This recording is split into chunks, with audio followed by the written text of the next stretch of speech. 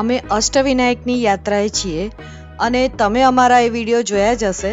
જેમ કે અમે પહેલાં પણ જણાવ્યું હતું કે અષ્ટવિનાયકની યાત્રા 2 દિવસમાં થઈ જાય, પણ અમે 3 દિવસ રાખેલ છે, કેમ કે લેણ્યાદ્રીથી લગભગ 2.5 કલાકને રસ્તે ભીમાશંકર જ્યોતિર્લિંગ આવે છે. તો અમે અત્યારે ભીમાશંકર જ્યોતિર્લિંગના દર્શને જઈ રહ્યા છીએ. મહારાષ્ટ્રના સહ્યાદ્રી હિલ્સમાં આવેલું 12 જ્યોતિર્લિંગમાંનું એક છે. પૂનાથી 125 કિલોમીટરનું અંતર થાય અને અહીંયા પહોંચવાનો રસ્તો ખૂબ જ સરસ છે. આ વિસ્તારને વાઇલ્ડ લાઈફ સેન્ચ્યુરી જાહેર કરેલ છે અને ટ્રેકર્સમાં તો આ જગ્યા ખૂબ જ જાણીતી છે. વિડીયોના થંબનેલમાં તમે જોયું હશે કે અમે લખ્યું છે કે અમે ભીમાશંકર આવવાનું ખોટું જ નક્કી કર્યું, ખોટા આવી ગયા. પણ કેમ એવું લખ્યું? તો એની માટે તમારે આખો વિડીયો જોવો પડશે, ત્યારે જ સમજાશે. કદાચ અમારો એ દિવસ નહોતો, પણ ખબર નહીં કેમ અમને એવું થયું. જર્ની તો બહુ સરસ હતી, આ તમે જોઈ રહ્યા છો, રોડ ને બધું ખૂબ સરસ છે, પણ જે અંદર અનુભવ થયા એ અમે ચોક્કસ શેર કરીશું. એટલે વિડીયોને સ્કીપ કર્યા વગર આખો જોજો, તો તમને પૂરતી માહિતી મળી રહેશે.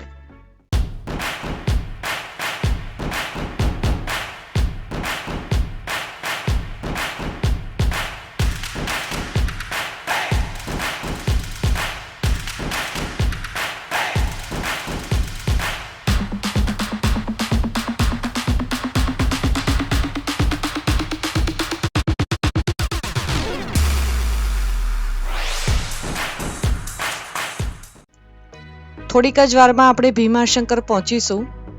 ત્યાં એવી રીતની વ્યવસ્થા છે કે તમે જેવા દાખલ થાઓ તમારા પોતાના વ્હીકલમાં જો હોવ તો ત્યાં તમારે દાખલ થાઓ એટલે ત્યાં પાર્કિંગમાં વ્હીકલ મૂકી દેવાનું, અને પછી ત્યાંથી મંદિર સુધી જવા માટે બસીસની પણ વ્યવસ્થા છે અને છકડા રિક્ષાઓ પણ જાય છે. તો અમે 20-20 રૂપિયામાં રિક્ષાઓ કરી અને ત્યાં પહોંચ્યા. ભીમાશંકર પહોંચી ગયા છે અને ટ્રાફિક જુઓ અને ભીડ જુઓ અહીંયા. એટલે પેક છે. જુઓ કેટલી વાર લાગે છે આજે તો.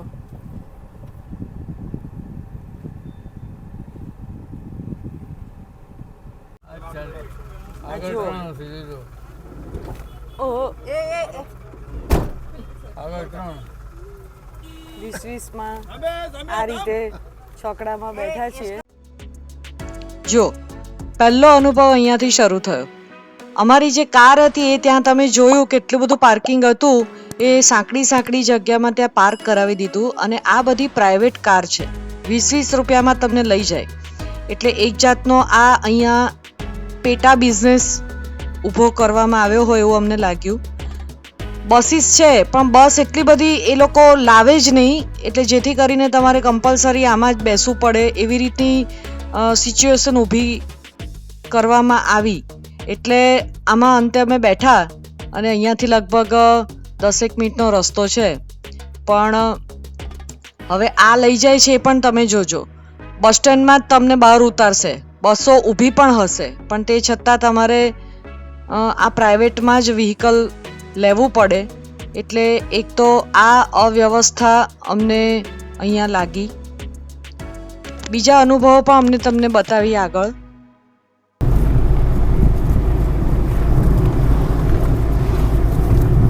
હજી 1 કિલોમીટર અંદર છે.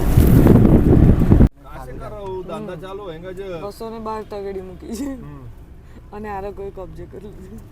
એટલે આ સ્ટેટ ટ્રાન્સપોર્ટની બસ છે, અહીંયાથી આમ પાર્કિંગ સુધી ફેરવ્યા કરે છે.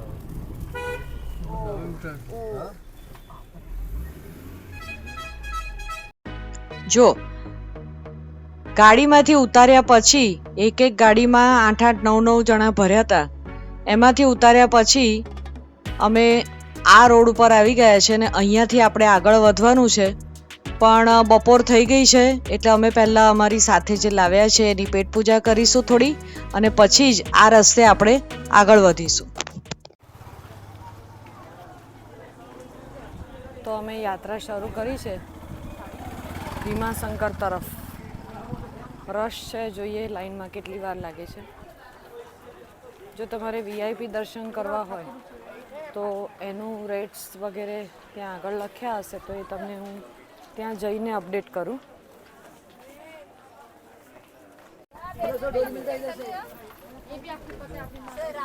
चंदन लाल तो चंदन तिलक ओम नमः शिवाय ઓમ નમઃ શિવાય. સાઈડ.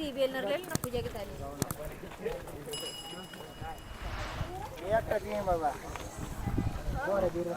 તમને ટીકો કરવો હોય તો તમે કરાવી શકો. ન કરવો હોય ને તો તમારે એકદમ સાવધાન રહેવું પડશે. અહીંયા એકદમ જ બધા ટીકાની થાળી લઈને નજીક આવી જાય છે, એટલે એક ધ્યાન રાખવું. पालखी करने का ખાસ તો એ કે જ્યાં આપણે ગાડી પાર્ક કરેલી ત્યાંથી અહીંયા જે શહેરે વેનમાં આવ્યા તો જમવાનો ટાઈમ થઈ ગયો હતો, એટલે થોડું અમારી સાથે જે ખાવાનું લઈને આવેલા એ પણ સાથે અમારા બેગ્સ હતી. તો હવે એ બેગ્સ અત્યારે આ ચાલવામાં રાખવી ક્યાં? તો એની માટે એક રસ્તો એવો છે કે કોઈ પણ પૂજાવાળા પાસેથી તમારે પૂજાનું બીલીપત્ર કે પૂજાનો સામાન લેવાનો અને એ લોકો આ બેગ્સ રાખતા હોય છે. તો તમારે કેરી કરીને નીચે ના ઉતરવું પડે. બંને બાજુ પૂજાપા, પછી શેરડીનો રસ, એ તો જાણે આખા અહીંયા વિસ્તારમાં જ હોય છે. મસ્ત છે, જાડી જાડી. આ મશીનનું છે. કુલ્ફી,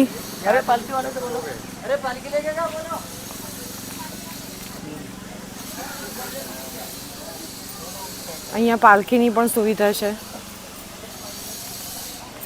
એના રેટ્સ વગેરે તમને જાણીને જણાવીએ કે કેટલા હોય છે.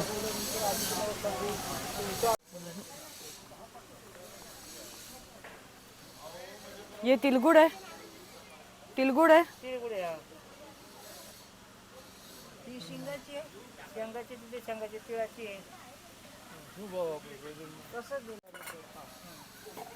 ₹15 100 એટલે 100 રૂપિયા પાવ એટલે પાક. 400 રૂપિયા કિલો. આ तिलगुड़ ઉપર અમે એક વિડીયો બનાવેલો છે. વડોદરામાં આવેલા. दीदी भगवान को प्रसाद लेके जाने का, मंदिर में जाके भोग लगता है अपने हाथ से. चलो सर जी लेके जाने का है पेड़ा प्रसाद. તો એ વિડીયો તમે જોઈ શકો છો પ્લેલિસ્ટમાંથી. नहीं निकल आए हम गेट से निकल આ બધા માવા, પેડા, પ્રસાદ માટેના કાઉન્ટર છે. અમે બીલી લીધેલા છે, બીલી ચડાવીશું.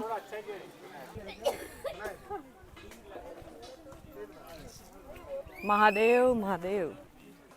હમણાં એક એવી માહિતી મળી કે પહેલાં છે ને ભીમાશંકર માં એવું હતું કે તમારે નોર્મલી મંદિર કેવા હોય કે પગથિયા ચડીને તમારે ઉપર જવું પડે મંદિરમાં. અહીંયા આગળ પગથિયા ઉતરીને તમારે મંદિરમાં જવું પડતું હતું. પણ એને બદલે હવે અમે અત્યારે જે આ ઢાળ ઉતરી રહ્યા છે તો એ ઢાળ બની ગયો છે, એટલે તમારે પગથિયા ચડવા કે ઉતરવાની જરૂર ન પડે. એટલે બસ હવે એ ઢાળ ઉતરીને અમે અત્યારે દર્શન કરવા માટે જઈ રહ્યા છીએ. હર હર મહાદેવ. આ લાઈન જુઓ, અહીંયાથી જ લાઈન શરૂ થઈ છે.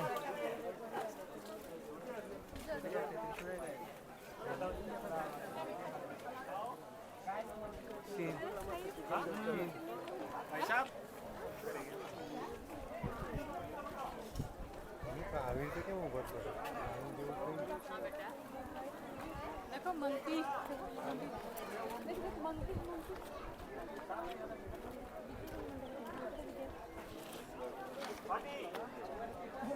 ભાઈ ભાઈ, લાઈન છે કે ટોળું છે?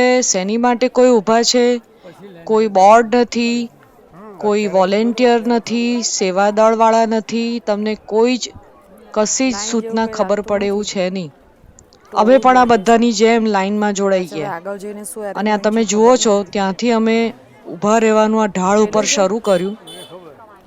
નીચે બિલકુલ ખાડા ટેકરા માટી છે, કોઈ પાક્કા રસ્તા નથી. આ બધું જ માણસ આ જ રીતે ઊભું રહ્યું છે. Just imagine. અને આ માથે બાંધેલું છે એટલે તમે તડકો જુઓ. કોઈ શેડ બાંધવાની તસ્દી નથી લીધી કે કોઈ મંડપ જેવું બાંધવું નથી. કંઈ જ વ્યવસ્થા નથી. ખબર નહીં, બોર્ડ તો હશે જ આનું, પણ કઈ રીતની અરેન્જમેન્ટ છે કંઈ ખ્યાલ જ નથી આવતો. અને આ જ રીતે અમે થોડા આગળ વધ્યા તો એ જ પોઝિશનમાં તમે નહીં માનો અમે 2 કલાક ઊભા રહ્યા. પછી અમને ખબર પડી કે અંદર આરતી ચાલે છે એટલે આગળ વધવાનું જ બંધ છે.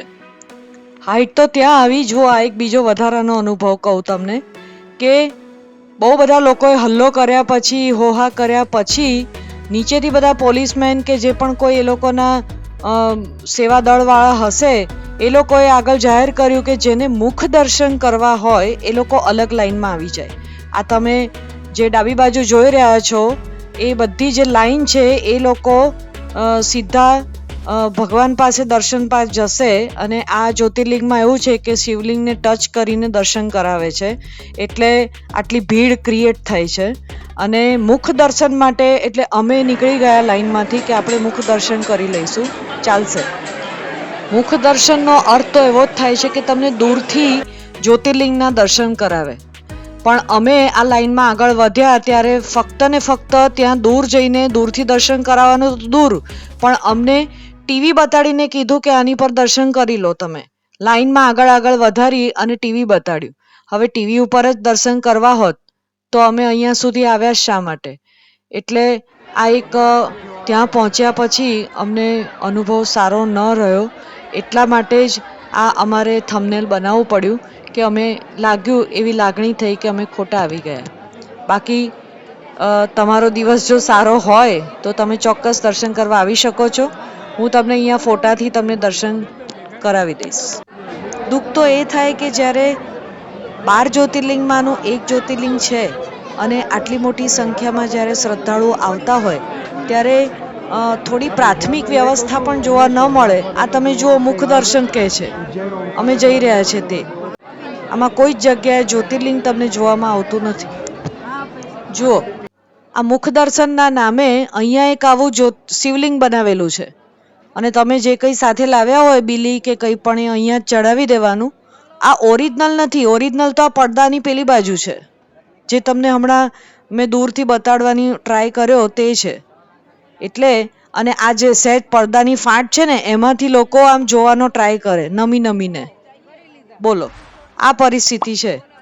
તો તમે જો અહીંયા સુધી વિડીયો જોઈ જ રહ્યા છો તો કોમેન્ટ બોક્સમાં ચોક્કસ જણાવજો કે શું લાગે છે તમને. આ મારું માનવું છે, મારો અનુભવ છે. અને શ્રદ્ધાળુઓ જે રીતે શ્રદ્ધા લઈને જાય છે એ કેટલેક અંશે આવી રીતે પાછા પડતા હોય છે. તો અહીંયાનો વિકાસ ચોક્કસપણે થવો જોઈએ. બહુ સુંદર જગ્યા છે, પણ જગ્યામાં થોડીક વ્યવસ્થા હોય તો લોકોને વધુ મજા આવે, દર્શન કરવાનો પણ આનંદ આવે. અમે અમારા અનુભવ શેર કર્યા જે તે વખતે અમે જે જોયું તે. જરૂરી નથી કે દરેકને એવા જ અનુભવ થાય. વિડીયો ગમ્યો હોય અને તમને કંઈક એમાંથી ઇન્ફોર્મેટિવ લાગ્યો હોય, કંઈ જાણવા મળ્યું હોય, હેલ્પ થઈ હોય તો લાઈક ચોક્કસથી કરજો. અમને મોટિવેશન મળશે અને આપણે ફરી મળીએ એક નવા વિડીયોમાં. ત્યાં સુધી ઘૂમો ફિરો, ખાઓ પીઓ और मस्त रहो and don't forget to keep watching with discovering डियोस.